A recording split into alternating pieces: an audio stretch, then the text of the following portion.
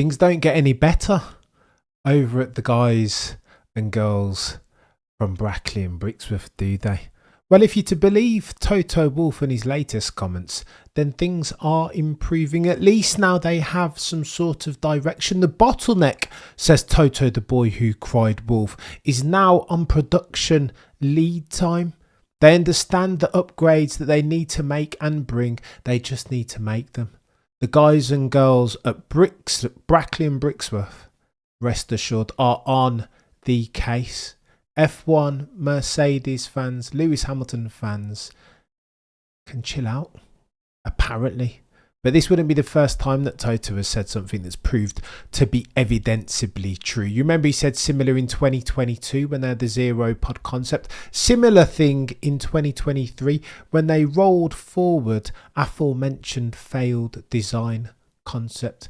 That was all false. At this point, surely, Toto the boy who cried wolf, you could classify him as an unreliable narrator, surely.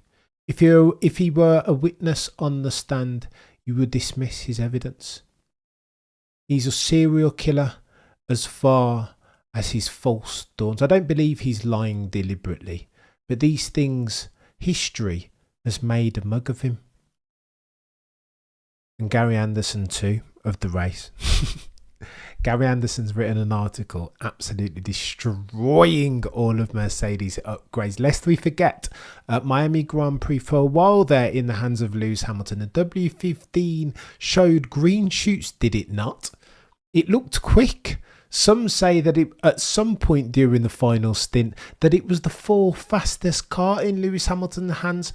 Oh, we can rejoice then, can we not? They fixed it. Toto Wolff is right. Well, let me give you two things, because this is where it gets techie. Toto, in the first instance, has said that through the fast, high-speed turns that they've cracked that shoveling on the Mercedes channel, has then gone on to directly contradict him. He said where they're quickest is through the Canadian Grand Prix, the Montreal circuit, which is a slow turn circuit. It's characterised, in fact, by those slow hairpin-esque turns, long straights, hard on the brakes, zero high-speed turns. So how are we even internally hearing contradicting accounts now? By virtue of Andrew Chauvelin, legend of Mercedes, and Toto, the boy who cried wolf, legend, team principal. That's your first thing. Your second thing, Gary Anderson has written an article on the race, and it's a legendary article. You guys need to go and check it out. He's deconstructed all of the things wrong with the upgrades that Mercedes brought to the Miami Grand Prix, and how you can tell that they don't quite know yet what they're doing. That yet and still, as at May 24, they are throwing the dartboard at the darts. Everything is still topsy-turvy. Gary Anderson, for the avoidance of doubt, is one of the legendary minds, one of many legendary minds who have tried to help Mercedes over the last 2-3 years. Advise them, give them the playbook and the blueprint using which they can fix for their aerodynamic, technical and mechanical woes. Gary Anderson bookends the article now by saying that sometimes you need to take a step back, see the wood from the trees. Gary Anderson says, well, who am I but another technical bud? I know nothing, but what I do know how to do is blue sky thinking. Touch grass, see what it is for what it really is, rather than continue to bark up an incorrect design philosophy. Here's what Gary Anderson says in a nutshell. Firstly, he's taken a look at the front wing, because you'll remember at the Miami Grand Prix, they've updated and upgraded the front wing. Here's what he says. The primary reason of the front wing, the why of having it, what you need to optimize for in the ground effect era, is the flow to the underfloor. Remember, 75-80% of the car's downforce in this era comes from the Venturi tunnels, the underfloor indeed. Therefore, the front wing is nothing if not a funnel for clean flow of air through to those Venturi tunnels. Hence, you would think, Mercedes have been focusing even on the upgrades of the front wing. Gary Anderson, though, says it's all tosh. Too aggressive, mate. Deconstructs it and says the fundamental construction of the wing cannot help for that. In fact, it would be confusing the airflow in the first instance to those Venturi tunnels. So what are we doing out here, Mercedes? If Gary Anderson can look at bloody pictures of the front wing and tell you that, what are we doing? And this has always been my concern, right? That the boys and girls at Brackley and Brixworth are far too deep and into the tunnel. They fail to touch grass and take a step back and see the wood from the trees. Take the advice and counsel of a Peter Wright or Gary Anderson, both of whom have worked through ground effect era. The good ones, they say, learn from their mistakes. The great ones, some say, learn from other people's. And that's what Mercedes, in my humble opinion, from a distance, have been failing to do. Lewis told them, Loic Serra told them that they were barking up the wrong design philosophy tree. And yet and still, as at May 24, we find ourselves doomed to repeat the mistakes of Christmas past. Gary Anderson continues. Take a look at the side. You know those funny dodgy bits, the turned weaves. He calls them a name. I can't even remember. But what they've done, as far as Mercedes, these are trying to manage the vortices and the outwash, making sure that clean air fits the rear wing and the wing beam.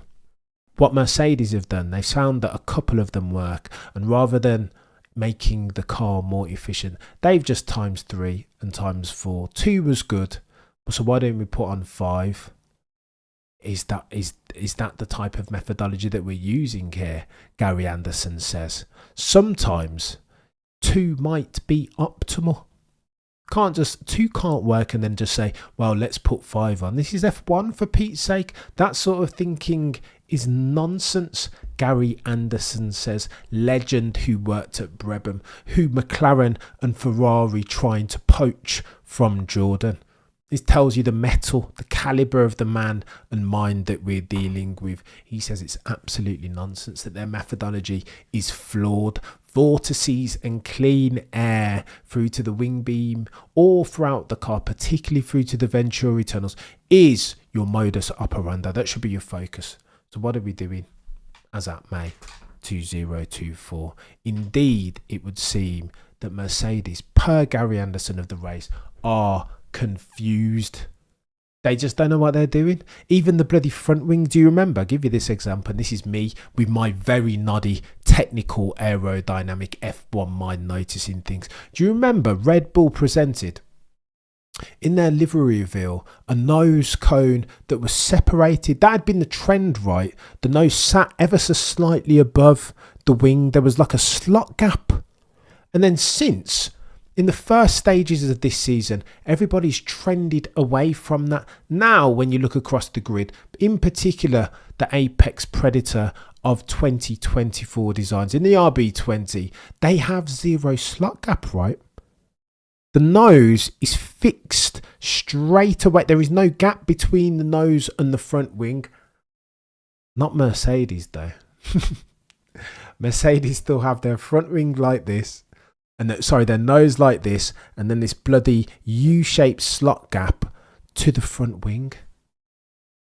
Gary Anderson says that doesn't work. It's too aggressive. What you are doing there is confusing the flow to the Venturi tunnels even, and the underfloor. So why are we even here? Gary Anderson is a legend, and absolutely a legend, and he's only one of many. Peter Wright, these guys have been right into the Mercedes technical team and the aero buffs and the mechanical guys, all of their engineers telling them this is ground effect, so adapt or die. Which one of those 2 things do you think Mercedes are doing as at May 24? Enough of Mercedes nonsense. I want to talk about Verstappen because he's trending. And he said a couple of things in an interview with Danica Patrick that we've touched on previously, but hearing him say it in the flesh, watching the video, which you guys should definitely go and watch, it sounds different.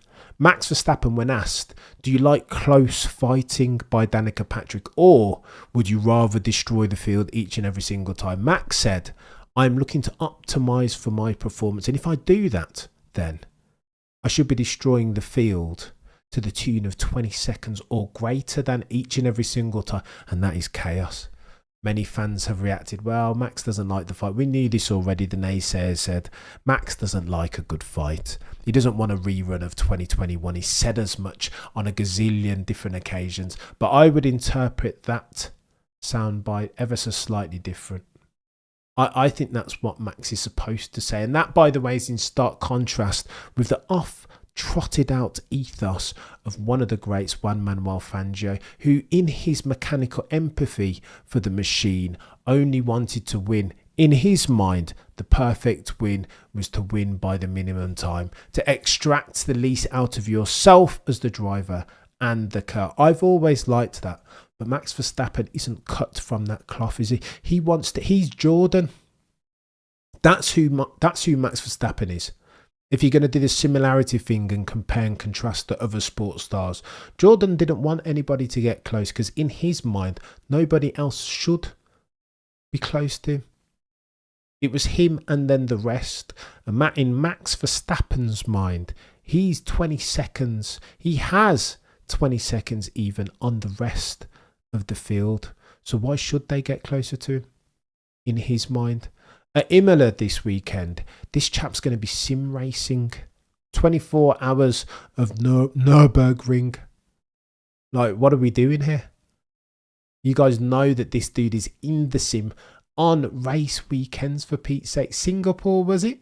Where it was bloody overnight, 3 a.m. in the morning. Like, what are we doing? Dude is cut from a completely different cloth and he's looking to destroy each and every single one of those other drivers on the grid each and every single time. Oh, the humanity. Good luck, guys and girls, those other 19 who are seeking to usurp a vengeful, spiteful Max Verstappen this weekend at the Imola Grand Prix. God, I think they might struggle, just being honest. The F1 world waits with bated breath to see how this is going to transpire. Both Mercedes trying desperately to fix their car and Max Verstappen trying desperately to destroy, without compunction, the other 19 on the grid. But I digress.